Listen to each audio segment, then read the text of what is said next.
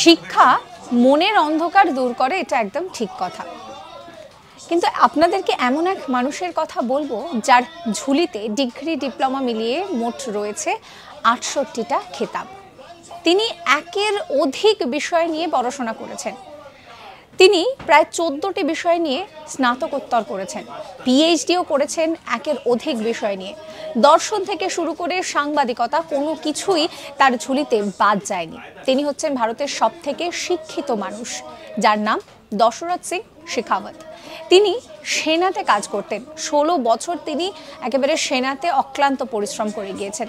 আর সেনাতে এই সময় পর্বে কাজ করার সঙ্গে সঙ্গে তিনি কিন্তু পড়াশোনাও চালিয়ে গিয়েছেন। তাকে বিভিন্ন রকমের উপাধি দেওয়া হয়েছে, শ্রেষ্ঠ সৈনিকের উপাধি দেওয়া হয়েছে।